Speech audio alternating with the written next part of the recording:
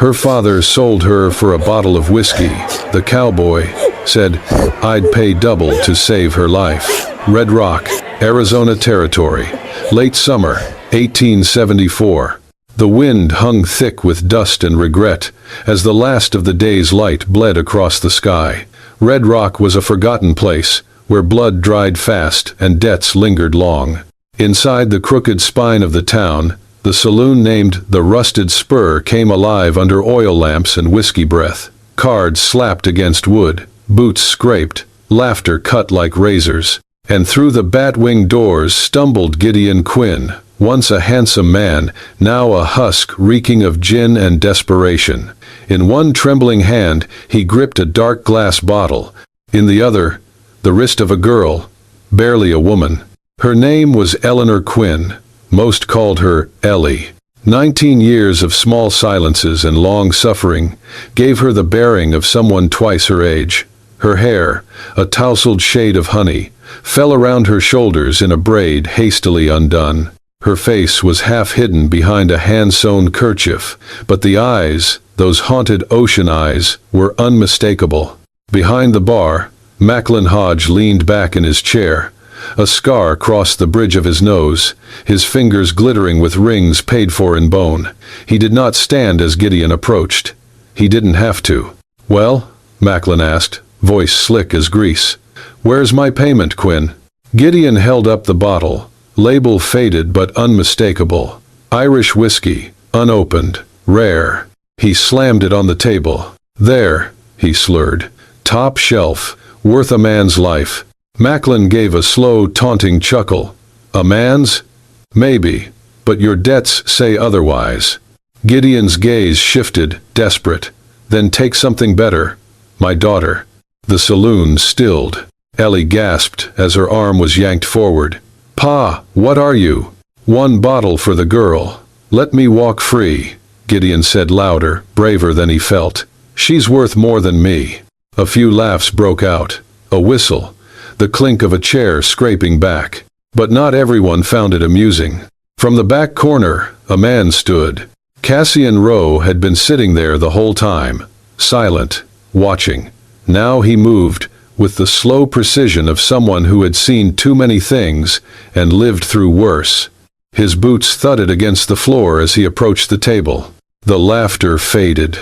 Cassian's hat shadowed his face, but when he spoke, his voice cut clean. "I'll pay double, but she leaves here free." Gideon blinked. Macklin's mouth twitched. The silence was thick. 2 gold coins hit the table with a dull chime. No one moved. Cassian stepped closer, his height imposing, but his tone low. "I'm not here to gamble, Macklin, just to stop this farce." Ellie stared at him, unsure whether to run or faint. Cassian didn't look at her like the others had. Not like meat, not like property, just a person.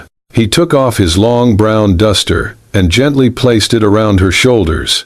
Her arms trembled as she clutched the fabric. She looked up. "Why? Why are you doing this?" Cassian didn't flinch. "For now," he said, "just to get you out of here." And with that, the room dared not argue. Not with the look in his eyes. Not with the pistol hanging on his hip that had seen war. He reached for her hand, not as possession, but invitation. And Ellie Quinn, for the first time in her life, stepped forward without asking permission.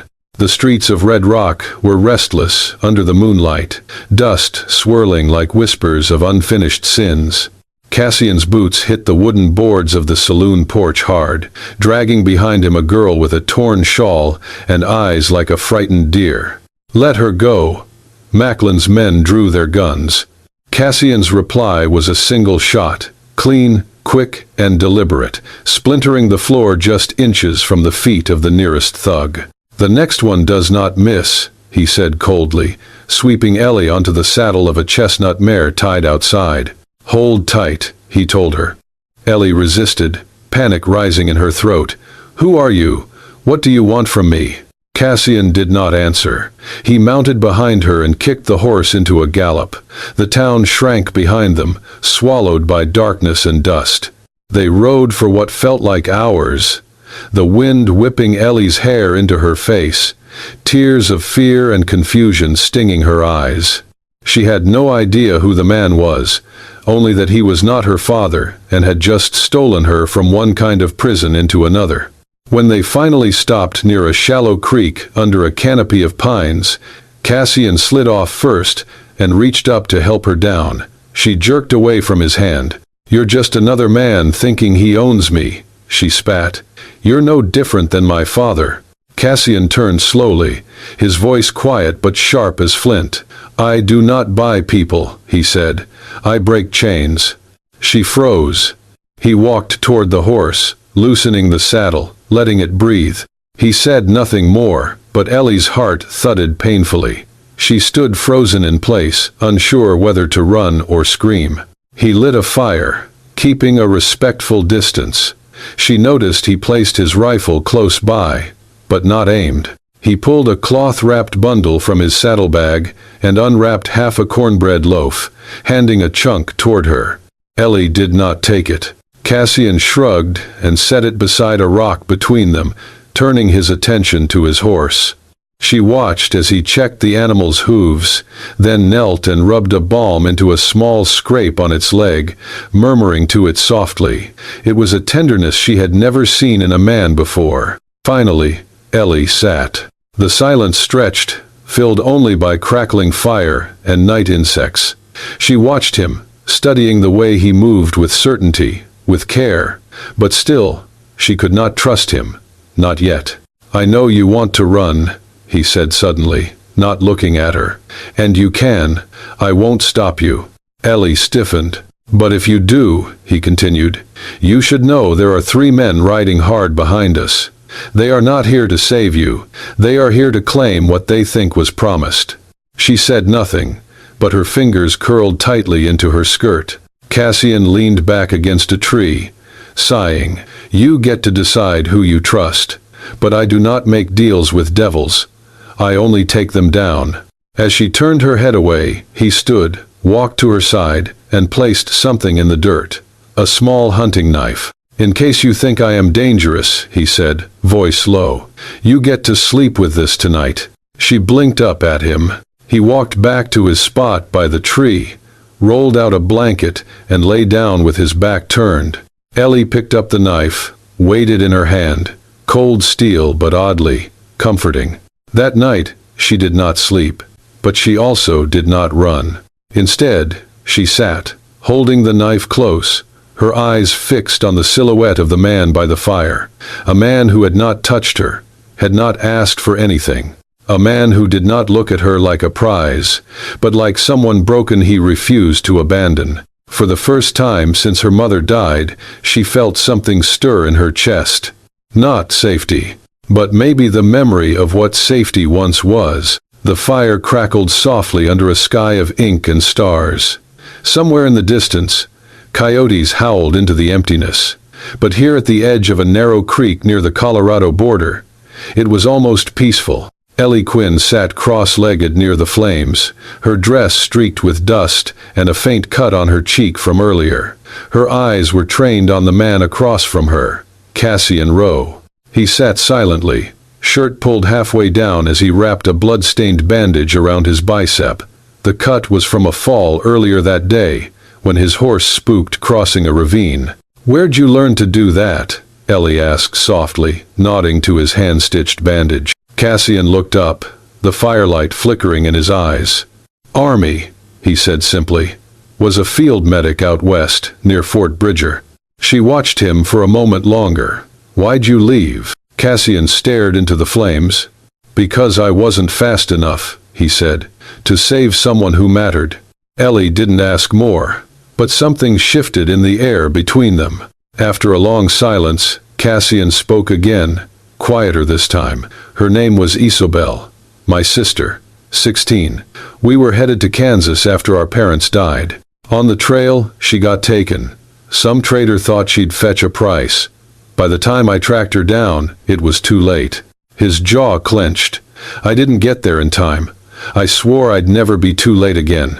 Ellie's heart pulled tight in her chest. She understood now. This wasn't pity. Cassian didn't see her as something broken to be fixed. He saw chains, and he broke them. The next morning, she woke to the scent of hot beans and fresh coffee. Cassian had the tin cup ready, smoke rising from the pan. She didn't say much, just nodded her thanks and ate quietly. That day, they traveled farther into the mountains, silent most of the way. But something unspoken pulsed between them, something softer than suspicion and stronger than fear. That night, as the sun dipped behind the pines, Ellie saw Cassian limping slightly while tending to his horse. Without a word, she walked over and handed him the last clean strip of cloth from her satchel. "You missed a spot," she murmured. He raised a brow but accepted it. "Thanks." Later, while he knelt fixing the saddle strap, she sat cross-legged nearby, mending a tear in his coat. He glanced over, surprised. "Didn't ask you to fix it," he said. "You didn't need to," Ellie replied, not looking up. "You don't ask for much."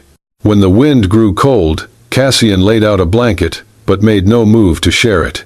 Instead, he took the colder ground near the fire, always facing outward, his rifle close by. He didn't sleep much, Ellie noticed that, and she didn't feel afraid anymore. That night, before they turned in, Cassian placed a small knife in its sheath next to her. "In case," he said simply. Ellie looked at it, then at him. "You still think I might be dangerous?" she asked. "I think you should have the choice," Cassian answered. "Not many people ever gave you one." She held the knife but didn't move it, didn't run. She lay back, the stars overhead watching like old gods, and as her eyes closed, for the first time in years, her breathing came easy. Ellie wasn't a prize. She wasn't a debt. She was beginning to believe that maybe, just maybe, she was something else. Something whole. Someone free. The trail narrowed into a rocky canyon, walls rising like silent witnesses to their flight. Cassian and Ellie moved side by side, mounts trudging up a dusty incline, sunlight slipping away behind jagged peaks. The air grew cooler. The scent of pine mingled with the tension of being hunted. Ellie noticed Cassian's jaw set firm. "What is it?" she asked quietly as she jockeyed her horse. "Quiet," he said. "We're being followed." Moments later, they heard the whistle of bullets tapping against rock. Royce Denton emerged from the canyon's shadow, rifle in hand, his two companions stepping into the light. Royce's lips curled. "Thought you could outrun a contract, Row?" he called. Cassian slid off his horse with a smooth motion, positioning himself between Ellie and the attackers. "Back beyond that rock, now," he instructed her. Then he drew his revolver and fired at a cluster of stones near Royce's feet, sending shale and grit flying. Ellie splashed toward cover behind a large boulder, heart pounding. For a moment, she believed she was simply fleeing again. But Cassian's calm presence steadied her. A gunshot cracked, and Cassian staggered, a red bloom spreading across his shoulder. He fell to a kneel. Ellie wanted to cry out, to run, but she held still. Royce advanced, sneering. "Look at you, girl. Whose toy is this now?" Ellie's vision narrowed. Suddenly the world stopped slicing into fear and became a clear line of action. Fight or be taken. She grabbed a heavy branch, raised it high, and with all her strength brought it down on Royce's temple. The crack echoed, and he crumpled to the ground. Cassian gasped. Pain and relief tangled in his features. "You're not her, but you fight like she would've," he rasped, blood wet on his shirt. Ellie's breath caught. She knelt beside him. Her hands trembled as she tore strips from her skirt to bind his wound. The moon rose, silver light bathing the canyon floor. She saw Cassian's raw vulnerability, and something in her shifted. She fetched water from the creek, boiled it in a mess tin, and gently cleaned the cut. Cassian winced, but made no complaint. She used a thin twig as a splint. He watched her, pride mingling with pain in his eyes. Neither spoke for a while, only the crackle of fire and the distant crying coyotes. Finally, Cassian placed his hand over hers on the bandage. "We're going to get through this," he said softly. Ellie nodded, her throat tight. "Because you saved me," she whispered. No, he replied, because you saved yourself. When dawn crept white across the ridge, Cassian woke to find her asleep curled beside him, hands still laid across his wound. Hesitant, he reached out and tucked a stray curl behind her ear. Gentle, careful. For the first time, he treated her not like a prize or a burden, but as someone equal. He moved back and allowed her to sleep, the canyon quiet and patient around them. Ellie dreamed, for the first time in a long while, of something more than escape. The town had no name, not on any map Cassian knew, just a handful of sun-bleached buildings, a trading post, and the smell of dust that clung to everything like a second skin. We stay here a few days, Cassian said, pulling the reins tight as the horse neighed and stopped in front of the general store. Ellie slid off without a word. Her eyes scanned the sleepy town with the cautious gaze of someone who had only ever known danger in new places. They took a small room behind the shop, wooden walls thin enough to hear every bootstep outside. Cassian paid a week in advance, his fingers brushing the gold coins hidden inside the heel of his saddle. By the third day, Ellie had changed. Her hair was braided neatly down her back. Her dress, new, soft blue, and modest, fluttered slightly in the morning breeze. She sat on the porch in the early hours, reading an old book Cassian had found in a bin behind the store. "Didn't peg you for a reader," he said casually one morning. "I didn't know I was either," she replied, barely looking up. That same morning Cassian said, "Come on, let's walk the market." Ellie hesitated, then nodded. The square was lively. Vendors called out prices. Children darted between stalls, the air thick with sun, and the scent of leather and dried herbs. While Cassian looked over new reins, Ellie wandered to a small table filled with tarnished silver trinkets. She stopped. A single hairpin, silver, opal inlay, shaped like a snowflake, caught her eye. She reached for it, fingers trembling slightly, then let her hand drop. "You like it?" the vendor asked. Ellie offered a polite smile. "It's pretty, that's all." She turned away before he could reply. Cassian had seen everything.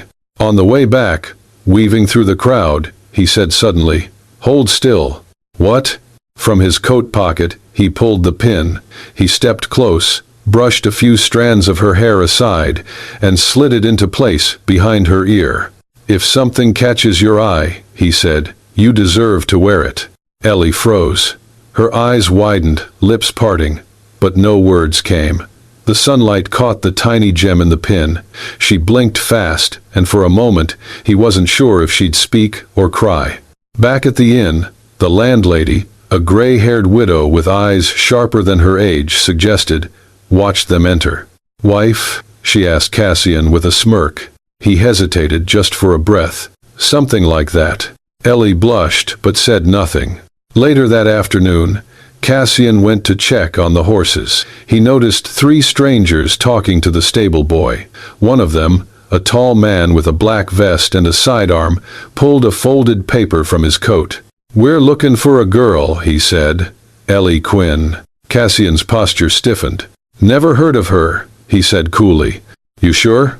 Cassian gave a slight smile. "Positive." He returned to find Ellie near the well behind the store.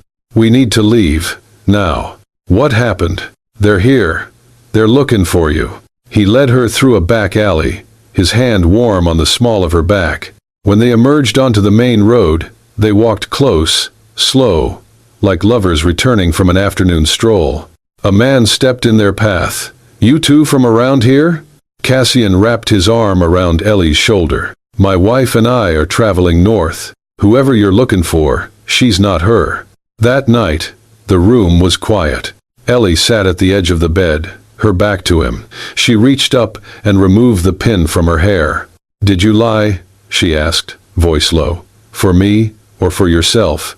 Cassian looked at her for a long time, then answered quietly, "Sometimes I forget the difference." They didn't speak after that, but the silence wasn't cold. It pulsed, slow, warm, full of something neither of them dared to name. The afternoon sun cast long golden shadows on the dusty porch of the little inn.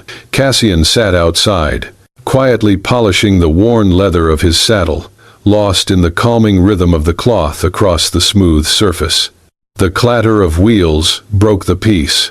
A dust-covered stagecoach rolled to a stop, creaking ominously. Cassian's eyes narrowed. The door opened with a groan, and out stepped a man in a freshly pressed coat. Boots shined unnaturally bright. His silver-streaked beard was trimmed, his eyes calculating. "Gideon Quinn," Cassian muttered under his breath. Behind him, two men flanked Gideon, one holding a satchel, the other wearing a sheriff's badge from a neighboring town, though it looked like it had not been polished in months. Cassian stood as they approached the front steps of the inn. Gideon's lips curled in a smug half-smile. "I'm here for what's mine," he declared, "and the law agrees." He waved a folded parchment toward Cassian. The front door creaked open. Ellie appeared on the threshold, freezing as her eyes locked with her father's. Her face paled, but she did not move. "I came to take back what's mine," Gideon repeated, louder. "And the bounty says she's worth plenty alive." Cassian blocked the entrance with one step. "She's not going anywhere." The so-called sheriff pulled the paper from Gideon's hand and offered it to Cassian. Signed, guardianship rights. "She's not of legal age. Her father still has claim." Cassian unfolded it, his eyes flickering across the fine print, the seal at the bottom. He blinked once, then again, his fingers tracing the stamp. "This seal's wrong," he said coldly. "It belongs to a courthouse in Greystone. That town was burned down 5 years ago, and the judge, whose name is here, he's been dead for 3. The crowd that had begun to gather murmured. The lawman took a step back, face pale. Cassian held the paper up and called out, "This document is forged." The second man with Gideon muttered a curse, turned on his heel, and disappeared into the street. The sheriff followed quickly behind. "Damn you," Gideon hissed, turning to Ellie. "You think you're better than me now, wearing fancy dresses and letting some stranger fight your battles." Ellie stepped down onto the street. Her voice trembled, but she spoke clearly. "You traded me once, for a bottle. I belong to no one now, not even you." She grabbed the paper from Cassian's hand and tore it in two, then again and again, until nothing remained but shreds fluttering in the dry breeze. She tossed the pieces into the wind. A cheer broke out from the bystanders. "We saw the trade, Quinn," the old woman who owned the general store shouted. "She ain't yours no more." Gideon lunged forward in rage, but before he could reach Ellie, the sharp crack of Cassian's pistol butt hitting the wooden railing echoed across the street. He had drawn the gun faster than most could blink, holding it low but firm. "Touch her," he said evenly, "and you'll know what regret tastes like." Gideon froze. For the first time, fear flickered in his eyes. The town deputy, finally stepping up with 2 others, moved in and clamped shackles on Gideon's wrists.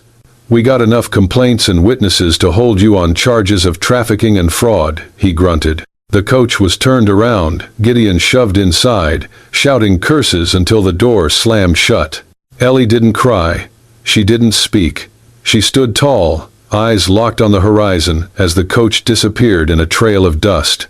Cassian came to stand beside her, silent and steady.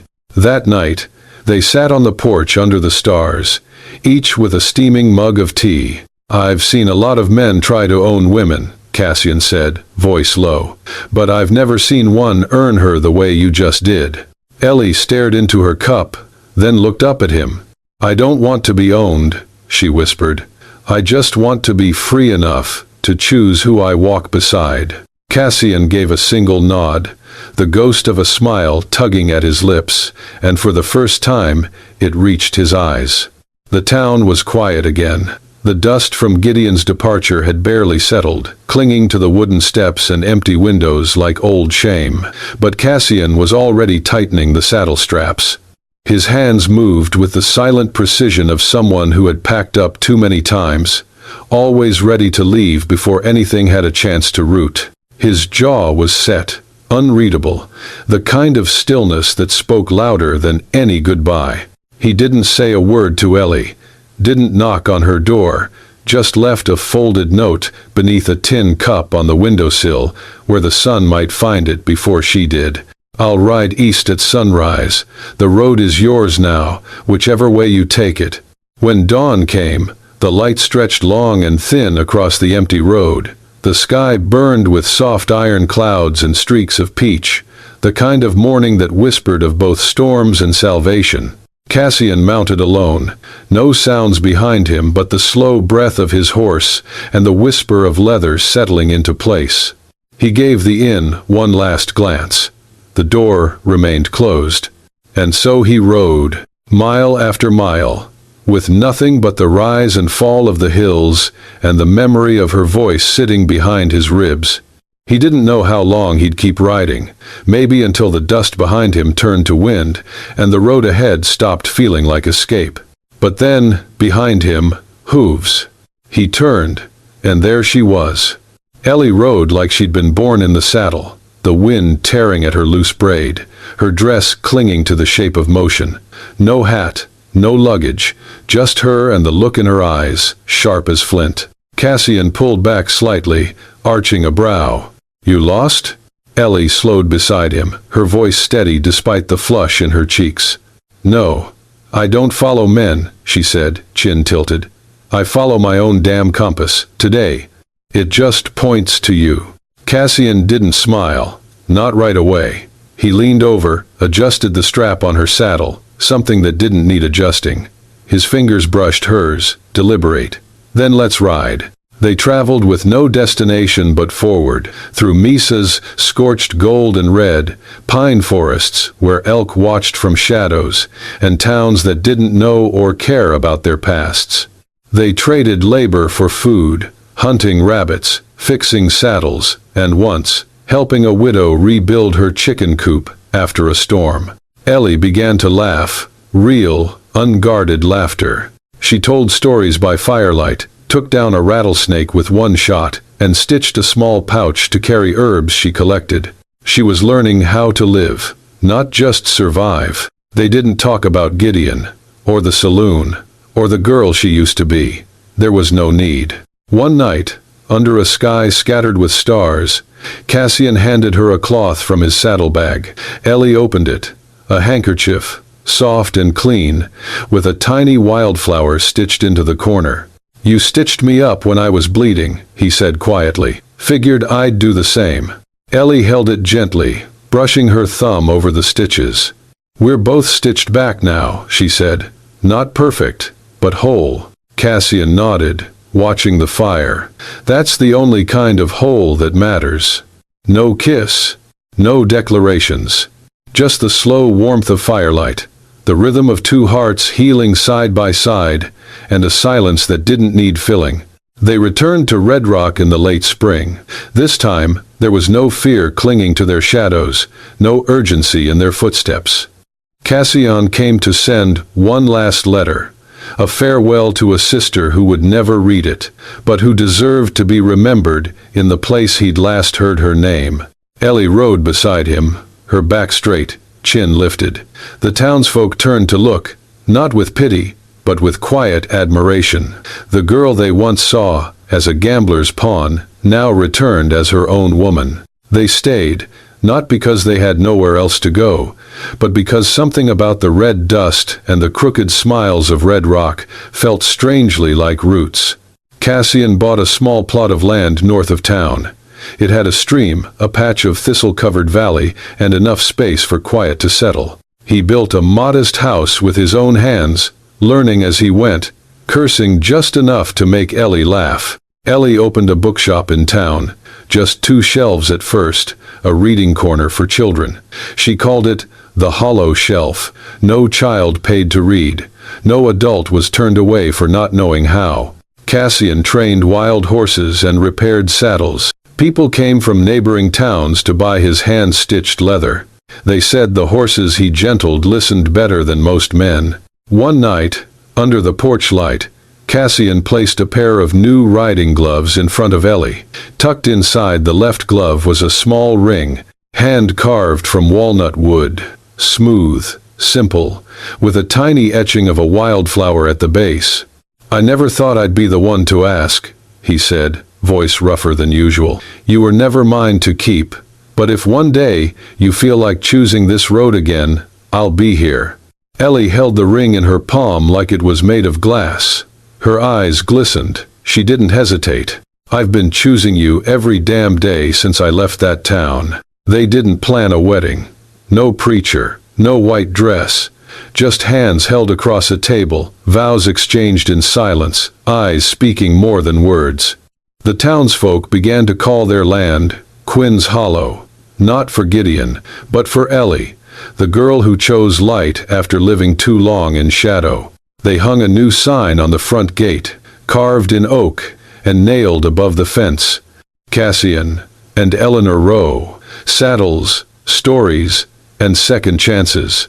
It wasn't fancy, but it said everything they were. One soft spring afternoon, Ellie sat on the porch with a book in hand, a breeze teasing loose strands from her braid. Cassian was by the barn, repairing a leather strap, fingers moving with the calm surety of a man who knew peace when he had it. A little girl wandered up the path, dusty shoes and wild curls. She stopped in front of the porch and asked, "Is this where you live?" Ellie looked up from her book and smiled, sunlight catching in her eyes. She set the book down and knelt to the girl's level. "No, darling," she said gently. "This is where I started to live." And behind her, the wind rustled the leaves, carrying with it the scent of honeysuckle and horsehide, laughter and healing, and the quiet, steady hum of a life that was finally, truly theirs. "Thank you for riding all the way to the end of—" Her father sold her for a bottle of whiskey, the cowboy. Said, "I'd pay double to save her life." If Ellie and Cassian's journey stirred something in you, if their grit, their quiet tenderness, and that long road toward healing felt like more than just a story, then hit that hype button like you mean it. There's more where that came from. For lovers of dusty trails, slow-burn romances, and wild-hearted souls who fight for freedom and each other, don't just ride off yet. Subscribe to Wild West Love Stories and saddle up for the next unforgettable ride. Your next favorite couple could be just one story away.